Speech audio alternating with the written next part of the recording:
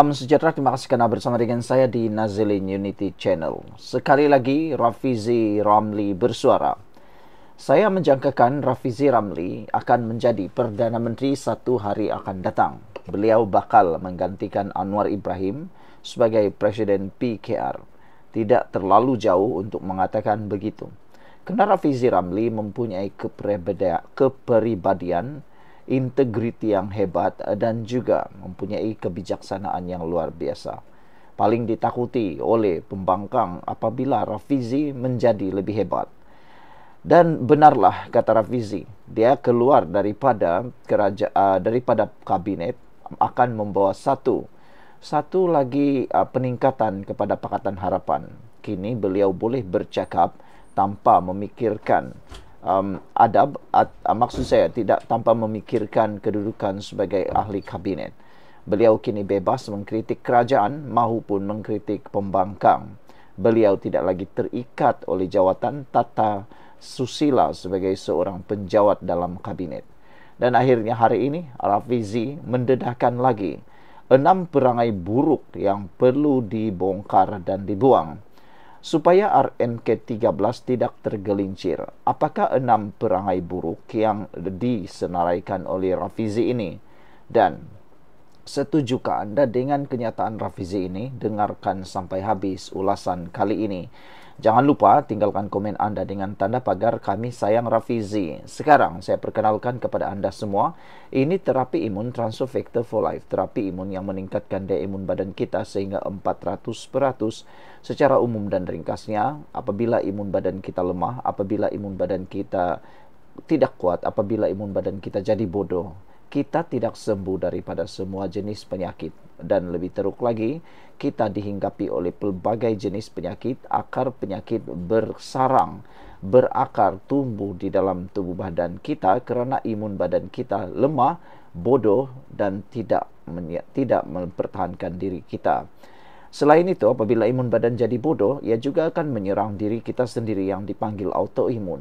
Tetapi apabila imun badan kita diajar, dididik menjadi bijaksana, ia bukan sekadar mempertahankan diri kita, tetapi menghapuskan akar penyakit yang ada dalam tubuh badan kita. Cepat dapatkan produk yang hebat ini, penemuan para doktor dan ahli saintis paling bersejarah dalam dunia perubatan kedokteran abad ini. Lulus KKM, produk ini lulus KKM, diperakui oleh doktor-doktor di seluruh dunia dan juga halal. Dapatkannya sekarang melalui nombor telefon saya yang tertera. Kalau ini adalah kali kedua anda menonton video ini, kali pertama anda menontonnya, mungkin Tuhan buka jalan untuk anda kekal sehat. Baiklah saudara-saudara sekalian, Rafizi mendedahkan 6 perangai buruk agar RMK13 tak tergelincir. Bekas Menteri Ekonomi Rafizi Ramli memberikan amaran penting bagi memastikan pelaksanaan RMK13 Rancangan Malaysia ke-13 berjalan lancar tanpa sebarang gangguan. Dalam perbahasan RMK13, ahli Parlimen Pandan itu berkata, 6 sikap buruk dalam kalangan masyarakat, kerajaan dan ahli politik perlu diubah agar RMK13 dapat dilaksanakan dengan efektif. Tadi ahli Parlimen Sikh Ahmad Tarmizi Sulaiman ada tanya apa yang akan menyebabkan pelaksanaan ini akan tergelincir. Saya berpendapat bahawa pelaksanaan ini akan tergelincir jika kita masih lagi ada 6 perangai ini, kata Rafizi. Antaranya, 6 perangai perlu dibuang ialah apabila tukar kerajaan buang rancangan Malaysia. Bukan idea aku, maka aku tak akan sokong. Sokong di depan tapi tolak di belakang, dan rancangan lain tapi peruntukan digunakan untuk program lain, katanya dalam ucapan perbahasan di Parlimen hari ini. Saya sangat setuju dengan apa yang dikatakan oleh Rafizi ini. Perkara pertama, perangai terburuk di dalam kerajaan pembangkang maupun pemimpin Malaysia ialah apabila berlaku perubahan kerajaan, perubahan Perdana Menteri, perubahan kepimpinan dalam mana-mana kerajaan, maka RMK13 ataupun RMK Rancangan Malaysia yang telah dirancang ditolak tepi kerana bukan idea dia. Tapi sebenarnya adakah itu ada unsur-unsur untuk menyakau duit supaya senang sakau duit, dia buat rancangan dia sendiri. Di depan dia sokong, tapi di belakang ditolak tepi. Inilah perangai paling buruk. Tidak membuat kesinambungan kepada rancangan sebelumnya. Apabila itu berlaku, sudah tentu rancangan yang dibuat tidak akan pernah selesai. Fizi berkata, sikap segelintir pihak mengambil tunggu dan lihat dan sentiasa menolak rancangan baru, kononnya program itu sudah pun ada, juga perlu dijauhi untuk menjayakan RMK13 ini. Jika sikap-sikap ini diteruskan tanpa perubahan, semua anjakan dasar dalam RMK13 hanya akan tinggal dalam dokumen tanpa pelaksanaan konkret. Untuk rekod, revisi sebelum ini menzahirkan rasa gembira apabila hampir 95% daripada yang dibangunkan sepanjang proses merangkah hingga dia meletak jawatan sebagai Menteri Ekonomi kekal dalam RMK13. Pada 13 Julai, Perdana Menteri Anwar Ibrahim membentangkan RMK13 di Dewan Rakyat.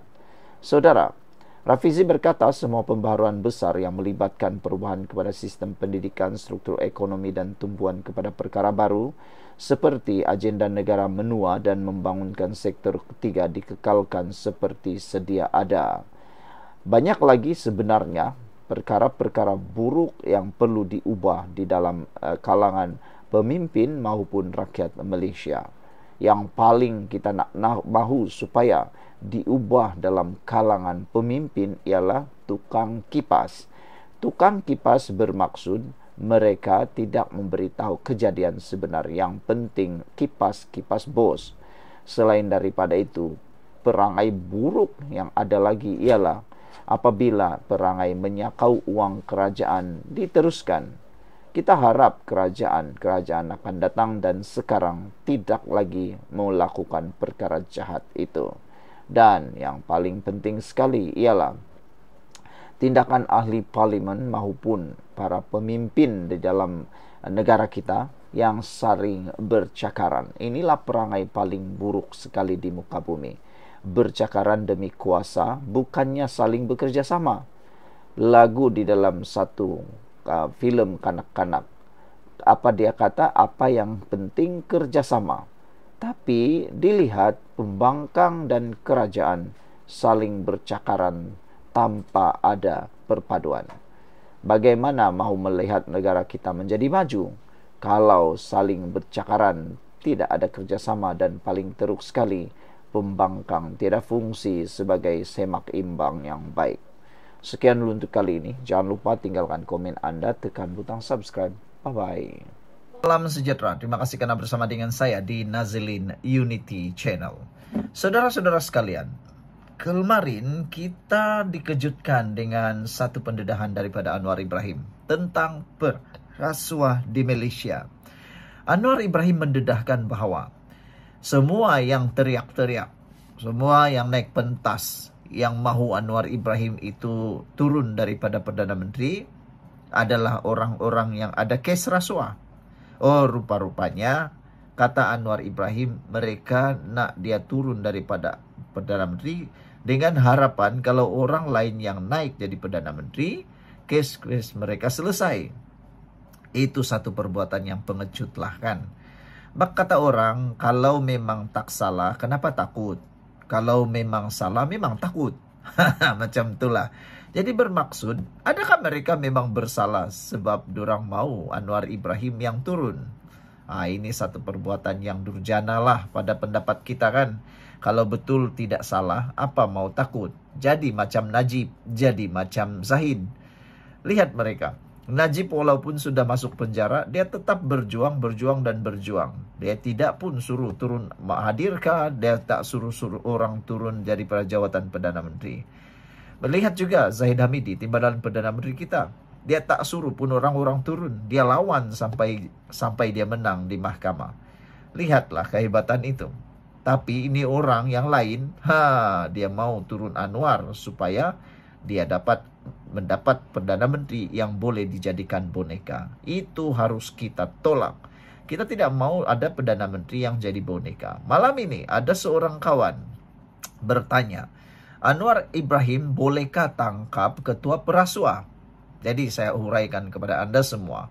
Anwar akan tangkap ketua perasuah. Isyarat perang terhadap penyangak negara. Sebelum saya teruskan ulasan ini, jangan lupa tinggalkan komen Anda dengan tanda pagar saya sayang Malaysia. Ini Trump Transfer Factor for Life. Saya perkenalkan dulu kepada Anda semua. Terapi imun yang meningkatkan daya imun badan kita sehingga 400%. Terapi imun ini mendidik, menjaga, mengajar, bahkan meningkatkan imun badan kita sehingga 400%. Secara umum dan ringkasnya, kita kena penyakit karena daya imun badan kita yang bodoh. Kita kena penyakit karena imun badan yang tidak kuat lagi. Secara ringkas dan umumnya, apabila imun badan kita jadi bodoh, dia juga akan menyerang tubuh badan kita sendiri. Lalu kita kena autoimun. Autoimun penyakit yang paling susah untuk disembuhkan kena imun badan kita. Menyerang diri kita sendiri. Tapi dengan terapi imun ini, ianya akan mendidik imun badan kita mengenal mana satu lawan, mana satu kawan dalam tubuh badan kita. Dapatkan produk ini melalui nomor telepon saya yang tertera. Dan ingat, ini produk yang paling luar biasa, penemuan bersejarah dalam abad ini. Dan ianya juga halal serta diperakui oleh dokter-dokter di seluruh dunia. Dan juga lulus KKM. Saudara, akhirnya tiada lagi amaran. Perdana Menteri Anwar Ibrahim tunjuk taring. Ketua perasuah yang selama ini kebal, kini ditangkap. Ini bukan lagi retorik, ini reality. Perang terhadap rasuah telah bermula. Siapa ketua perasuah yang dimaksudkan? Selama ini mereka bersembunyi di sebalik nama besar, jawatan tinggi dan pengaruh politik. Dulu licik mengatur proyek, tipu kontrak, guna proksi. Tapi kini, SPRM dengan mandat penuh dari Perdana Menteri Anwar mula menyerbu dan mendakwa tanpa pilih kasih. Apa maknanya penangkapan ini? Anwar tak takut, tak gentar. Perdana Menteri Anwar tak gentar dengan ugutan politik atau tekanan dalaman. Rakyat dah lama menunggu seorang pemimpin yang benar-benar walk the talk dalam isu rasuah.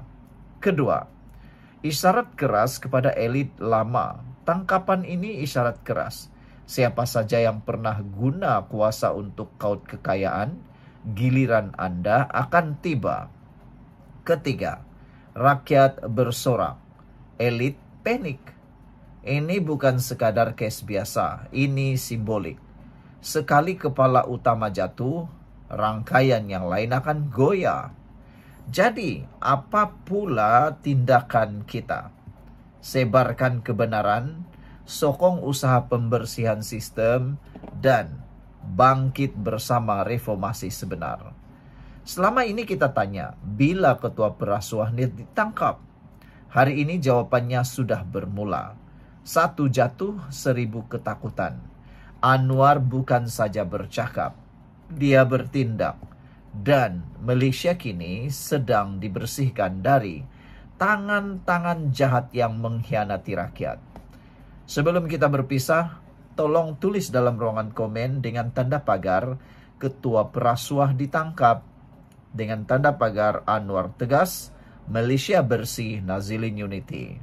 Jika Anda mahu menyokong pembersihan rasuah ini besar-besaran, penangkapan ketua perasuah ini besar-besaran, tinggalkan komen Anda dengan tanda pagar Kami Sayang Malaysia. Jumpa lagi. Bye-bye.